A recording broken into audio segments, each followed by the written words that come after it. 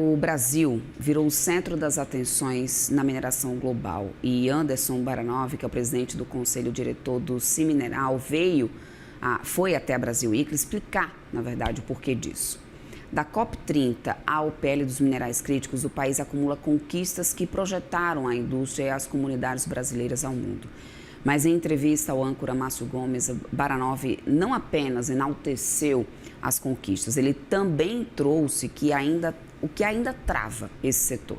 Ele falou sobre o que torna uma operação de mineração verdadeiramente responsável, sobre o aprendizado doloroso da polarização eleitoral, sobre a urgência de resolver os juros altos no curto prazo e sobre o curtailment, que denomina aí as negociações do setor com o governo. O mundo olha para o Brasil. A mineração brasileira precisa estar à altura desse olhar. É o que Baranov defende e é o que você confere agora na íntegra. Já há alguns anos ele preside o Simineral, o Sindicato da Mineração do Pará, no estado do Pará, onde a Hydro mantém a maior parte da sua produção. Eu vou falar com Anderson Baranov, ele é executivo da Norsk Hydro Brasil. Também tem participação no IBRAM, que é um conselho importantíssimo sobre mineração no Brasil. E muito da explicação que a gente tem do IBRAM, particularmente eu, nasceu ali junto com Raul Jungmann, que presidiu o IBRAM e que figura importante era ele. Sim. Mas enfim, sem mais delongas. Anderson, muito obrigado por estar com a gente aqui. Mais uma vez, Márcio, agradeço aí o seu convite. É muito bom falar com vocês aí, discutir mineração, discutir indústria e essa semana maravilhosa que estamos tendo aqui em Nova York. E principalmente mineração limpa, responsável. Exato. Nas conversas que nós já tivemos, várias, você sempre toca muito nisso. Isso. E eu pergunto, e eu sei que isso é um ponto importante aqui fora, principalmente. Não que não seja no Brasil, mas sei como aqui fora se busca isso. Exato. Como chegamos nessa Brasil Week nesse ponto? Chegamos fortes, mostrando o potencial do Brasil. Eu entendo que a gente vem evoluindo muito a mineração nos últimos anos. E eu fico muito satisfeito, Márcio, de falar que não é só sobre produção, sobre tecnologia e todos os avanços. A mineração se conectou muito com as comunidades no entorno das suas operações, vem trabalhando muito com direitos humanos, com projetos sociais. Eu acho que tem que ser bom para todo mundo. A mineração é essencial, está em tudo que usamos e agora a gente está vendo cada vez mais evolução. Você vê aí pela geopolítica, o Brasil agora tomou vamos estar com os holofotes em cima do país sobre a mineração, a necessidade de evoluir. Temos aí o PL novo, 2780. Sim. Eu acho que isso tudo abre portas para o Brasil, abre oportunidades.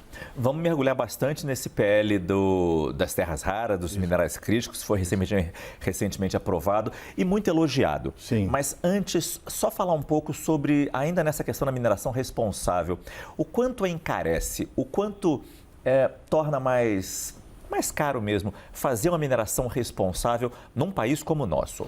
Eu entendo que não é sobre preço ou sobre encarecer, é sobre você estar competitivo. O mercado hoje exige, principalmente no lado do alumínio, que você tenha essa responsabilidade. O que acontece é que daqui a um tempo, quem não estiver seguindo essas regras básicas de sustentabilidade, de estar você cada vez com uma mineração mais limpa, vai estar fora do mercado.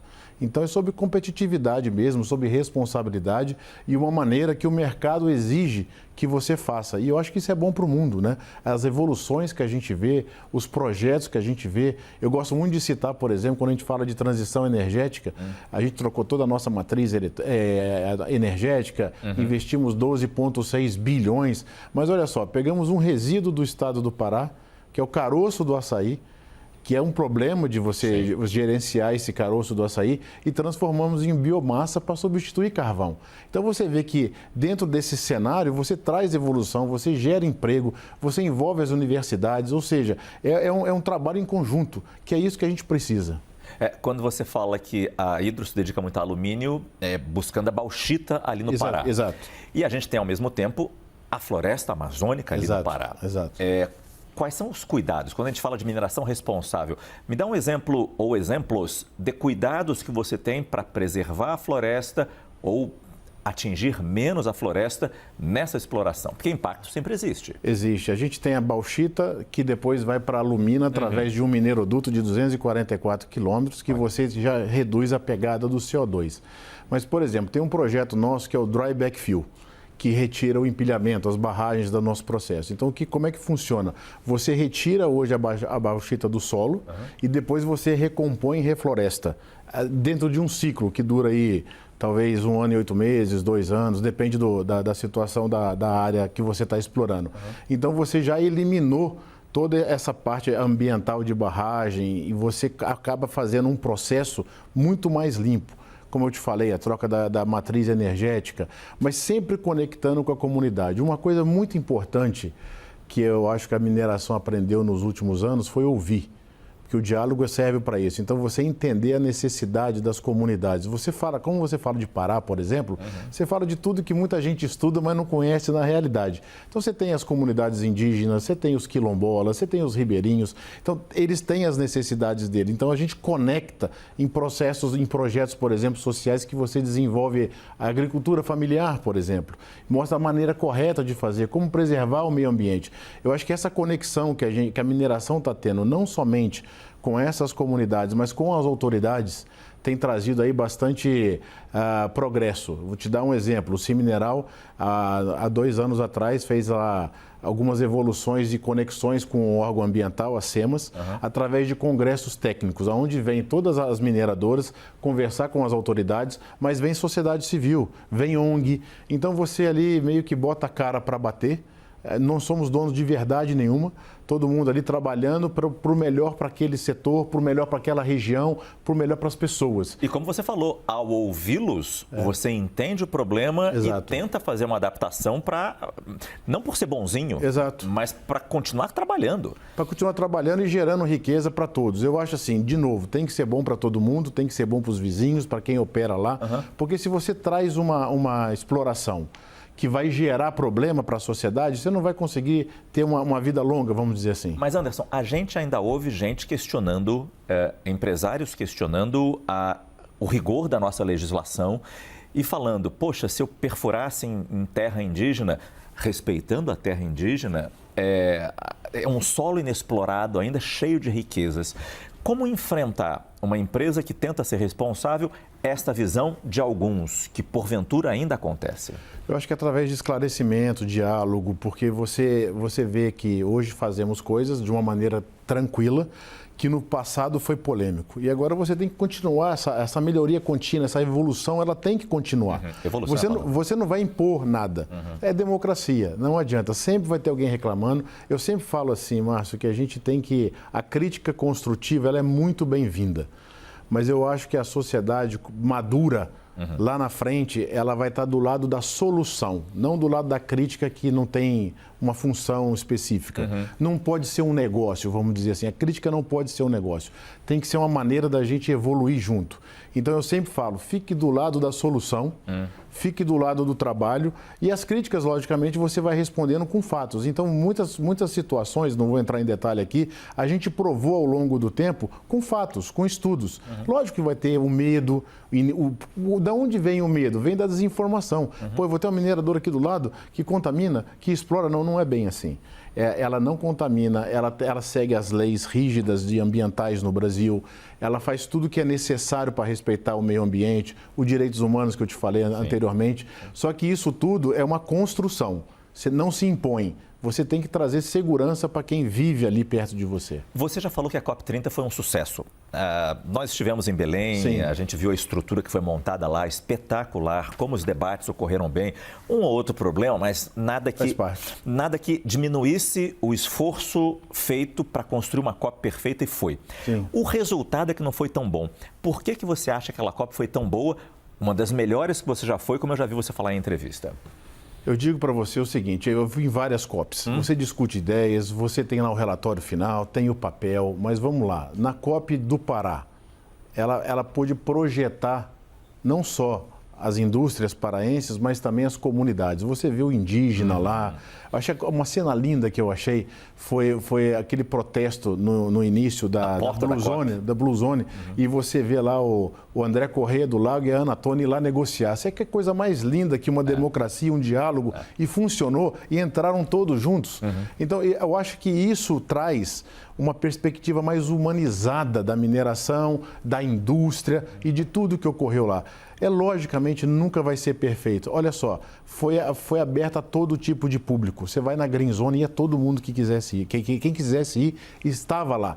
Então, eu acho que isso é muito importante em termos de trazer que o Brasil é um país que está se estruturando, tem democracia, tem respeito às pessoas. É fácil criticar. De novo, falamos aqui agora 2 minutos atrás. Sim. É melhor construir. E eu acho que essa COP, ela fez uma parte de uma construção diferente. É uma COP que estava não discutindo mais somente meio ambiente, estava discutindo qualidade de vida das pessoas, os direitos das pessoas, dos indígenas, das indústrias de trabalhar. Então, eu acho que isso tudo traz uma mentalidade diferente que faz parte dessa melhoria. Eu acho que a próxima talvez vá aprender muito com a COP que tivemos no Brasil. Muito bom. O setor da mineração exige regras muito claras e de longo prazo. Sim. Então, neste momento, se a gente está vivendo um período eleitoral, sim, a gente pensa que pode haver um certo choque aí com mudanças que podem vir, sabe lá se com um novo governo ou nova cabeça. Pergunto o quanto preocupa ou como você assiste a um período eleitoral? Bom, eu assisto com atenção. Eu acho que a gente faz parte da democracia.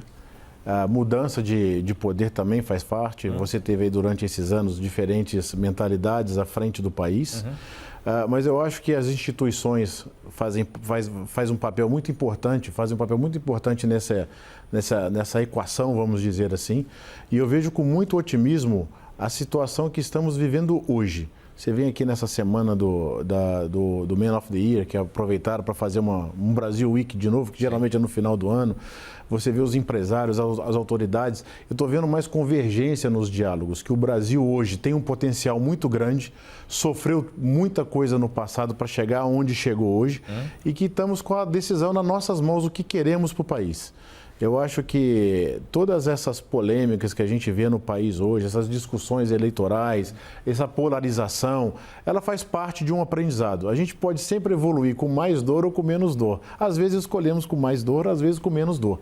Eu tenho visto com muita positividade que a gente vai chegar num ponto melhor. Eu acho que a gente pode aqui, de novo, ficar do lado da crítica e reclamar, mas eu sou muito a favor da gente entender o problema e botar a mão para resolver. Eu vejo muito empresário poderoso no Brasil, eu vejo muito político de diversos lados, esquerda, direita, centro, tentando buscar alguma coisa melhor em comum.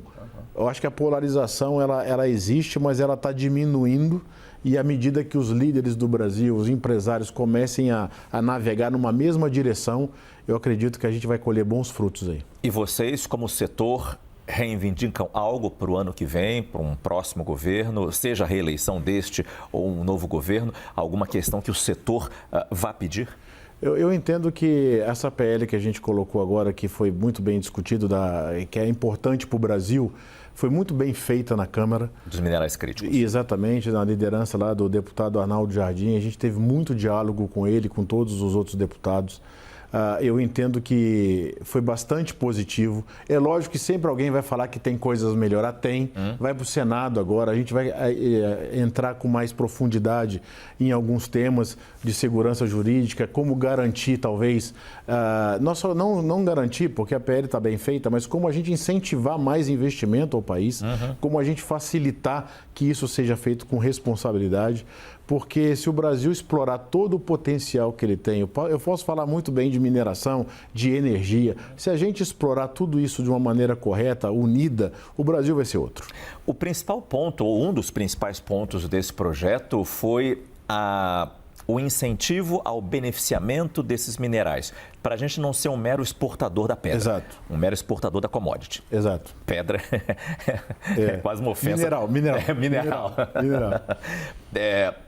É caro fazer esse beneficiamento, é difícil ter essa tecnologia, porque a gente nunca faz isso. A gente sempre exporta a commodity. Exato. Fazer o beneficiamento, enriquecer aquilo e faturar mais, claro que é o objetivo ideal, mas nunca fazemos. Por quê? Eu acho que tem aí, a gente como país, a gente tem que buscar uma nova maturidade nessa discussão. O que o país quer? Como o país quer crescer? A gente fala isso na mineração, na energia e em outros setores. Então, eu entendo que hoje a gente não faz, geralmente a gente só exporta o minério. A Hydro, por exemplo, ela é bem verticalizada no estado, ela realmente agrega valor aqui. E nem todo mineral pode agregar. Mas tem alguns metais, alguns minerais que a gente pode fazer um projeto de agregação. Então, eu acho que a gente tem que investir um tempo em estudar qual tipo de mineral a gente pode verticalizar no Brasil. Porque quando você verticaliza, você agrega valor ao produto aqui, desde o seu minério até o produto final, você gera emprego para o país, você gera riqueza para o país, você gera mais divisas, né, vamos dizer assim. E tecnologia. E tecnologia. A gente não pode ser generalista de dizer, não, vamos verticalizar tudo. Não. Tem que ver, escolher qual é o tipo de metal que a gente tem condição, ou a gente tem, vamos lá, um apetite para investir e fazer, custa, como você falou, mas eu acho que esse investimento vem da iniciativa privada. O governo, como órgão regulador, ditando as regras e tudo, fazendo o papel dele, a gente consegue. Mas é um diálogo mais profundo, mais maduro, que a gente precisa buscar. Eu falei muito isso na parte da energia também. A gente se envolve muito através da Hydro Rain na parte de energia, a gente investiu muito em renováveis e no final, quando você fala com um deputado, por exemplo, um senador, você vai aprovar uma coisa que é boa para o Brasil, eles falam assim, Baranova, é muito difícil entender energia, mas quando eu venho aqui discutir com vocês, tem 500 pessoas diferentes puxando para lado diferente, um quer incentivo, outro quer incentivo para lá, então o que eu falo para você como exemplificação da maturidade, como nós vamos trazer essa maturidade para definir o que nós queremos, por exemplo, na energia, na mineração, e o que nós não queremos. E como queremos fazer. Não precisa ser uma regra generalista para todo mundo. A gente tem que tentar entender como funciona cada mineral, como funciona cada setor, e o que nós vamos realmente ser apenas um exportador de matéria-prima e o que nós vamos agregar valor até o final da cadeia ou o que vamos fazer uma parte. Eu acho que essa discussão precisa chegar. No caso da bauxita, só para a gente ter um exemplo rápido, você disse, eu não exporto só a bauxita. Não. Você trabalha a bauxita, vira alumina vira alumínio e vira produto final. Entendi. Você já exporta o produto final. Não, na verdade, o produto final, eu tenho um incentivo, a gente criou uma relação com o governo do Pará, que é o nosso incentivo de ICMS, que tem contrapartidas. Então, parte da nossa produção, ela é feita toda no Brasil, a cadeia inteira, para atender o mercado nacional. Mas mesmo assim, por causa de problemas do passado, o alumínio, por exemplo, no Brasil, a gente deixou de ser exportador para ser importador. Então, isso é ruim. Então, agora nós estamos tentando cada vez mais verticalizar. No Pará, o próprio governo exigiu que a gente verticalizasse. Então, nós temos lá a bauxita, que vem da mineração Paragominas, vai para a refinaria da Alunorte, que é a maior do mundo, a propósito, que faz o refino e traz lá um pó branco, que é a alumina. Do outro lado tem, da avenida, em Barcarena, você tem a Albras, que faz o tarugo. É um complexo. É um complexo. Tem lá a própria Alubar, que faz cabos, que é um cliente nosso. E depois você manda para o interior do Brasil, lá para o sudeste, vamos dizer assim, para fazer estrudados, que é porta, janela e etc. Quer dizer, aqui a gente já entendeu a importância do beneficiamento. Exato. E você explicou muito bem. Exato. Talvez não encaixe-se essa nova regra em todos os minerais. Exato. É interessante isso, mesmo com o incentivo que vai ser dado, previsto por esse projeto de lei. Exatamente. Importante isso. Falando um pouco da guerra no Oriente Médio, como isso atinge, se é que atinge de alguma forma vocês? Na verdade, atinge todo mundo, né? Toda a humanidade. É muito triste ver o que a gente está vendo agora com essas guerras e tudo mais. Eu acho que a guerra é o resultado da falta de diálogo ou da falta de entendimento, né? Então, infelizmente, isso acontece ainda. Mas logicamente afeta o mercado, afeta o preço de matéria-prima, você traz incertezas, por exemplo, você vê lá com o fechamento lá do Estreito de Hormuz, você aumenta o preço do combustível, isso tudo afeta, porque você usa a cadeia logística toda na sua operação. Então isso traz preocupações e a gente espera que rapidamente isso possa ser resolvido. Parece que tem alguma luz aí no fim do túnel e a gente brinca, né? Não é um trem contra, né? Mas eu acho que é importante que a gente acompanhe de perto e tente se adaptar da melhor maneira possível nesses tempos difíceis. A gente falou da energia, isso não afeta a energia, fornecimento de energia para vocês? O quanto de energia própria vocês já estão gerando? Hoje, 90% da nossa operação já é gerada pela nossa própria energia, a energia renovável da Hydro Rain, são 4 plantas entre eólicas e solar, né? Mas... E vocês consomem muita energia. Muita energia, a gente é eletrointensivo. Agora, e a gente está eletrificando toda a operação, o que é importante, mas é importante colocar isso para você como uma situação, um desafio que a gente tem. Então você pega um cenário, vamos dizer assim, um cenário do momento onde um investidor decide fazer um investimento como a Hidro fez. Só na parte de renováveis são mais de 11 bilhões desde 2022. Aí você investe para gerar energia renovável, limpar a sua operação e aí depois você tem um desafio com curtailment, por exemplo. Que é uma coisa que não está no controle. A gente conversou muito com o governo, a gente foi muito bem atendido, tentando discutir solução. Só traduzir o curtailment, você gera energia, mas não tem como mandar. Exatamente, você tem um corte porque tem um excesso no sistema de energia. E a gente fez o investimento basicamente para a nossa operação. Então, quando você vai lá e, de uma maneira geral, para atender o mercado, corta X%, você inibe a minha possibilidade de fornecer para a minha própria operação.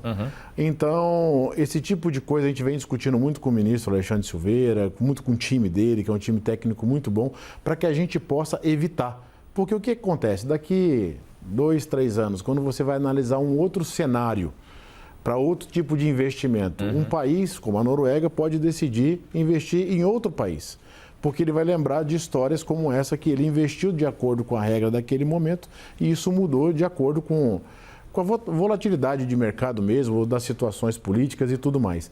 Então, eu acho que é muito interessante. O mercado de energia é mais complicado que o de mineração. Mineração é mais simples nesse ponto.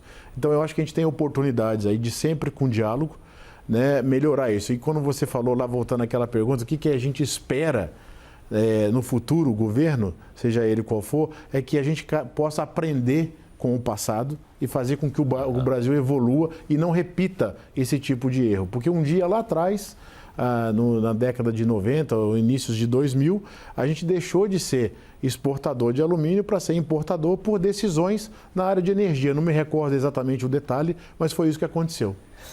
Falar um pouco de Brasil, então, e os nossos desafios. Eu acho que um deles, a gente está falando da guerra no Oriente Médio, temos a nossa guerra contra a taxa de juros, contra a Selic, a 2 dígitos há muito tempo. Sim. E com previsão de durar mais tempo ainda. A gente sente claramente a redução do ritmo de queda dos juros. Sim. Desacelerou. O quanto isso entra na sua cabeça na hora de tomar decisões na sua empresa? O quanto isso dificulta planos olhando para frente e vendo também uma taxa de juros a 2 dígitos até 2029? Isso eu entendo que é muito ruim, a gente tem que endereçar o assunto, mas no caso específico da Hidro, uma empresa norueguesa, ela geralmente faz investimentos com capital próprio. Então ela não sofre muito, ela não toma muito dinheiro, BNDES ou qualquer outro tipo de investimento. Mas eu entendo que quando você aumenta a taxa de juros, você reduz o apetite de investimento dos empresários tomarem dinheiro mesmo para investir, gerar emprego e gerar renda. Então é complexo, é ruim ver isso, mas de alguma maneira a gente vai ter que resolver a curto prazo, eu entendo. Né? Eu queria ter a sua visão como, você acabou de falar que a sua empresa estrangeira, então você deve ter uma visão global da sua empresa e como esses estrangeiros estão vendo, nem falando Brasil, não, falando mundo mesmo, está vendo essa condução dos Estados Unidos por Donald Trump. Meio errático, criando guerras, criando tarifaços. O quanto isso interfere em investimentos estrangeiros aqui neste país, que a gente sabe é tão poderoso, tem tanto potencial, mas existem muitas dúvidas neste momento nos Estados Unidos. O quanto que o investimento estrangeiro está se direcionando para outros lugares e aí sim, falando de Brasil, favorecendo o nosso país? Olha, o que eu vejo as pessoas comentando, o que eu vejo nesses eventos que a gente faz, que é independente da guerra, a gente está tendo muita transação, né? Os países não deixaram de fazer negócio por causa da guerra. Então aí tem alguma parte talvez que a gente precisa entender melhor, mas os investimentos, as transações, elas continuam acontecendo. A parte da guerra é um ponto negativo, como a gente falou anteriormente, tem que acabar cedo ou tarde, mas que seja cedo, né? Mas essa parte de transação, investimento, ela continua.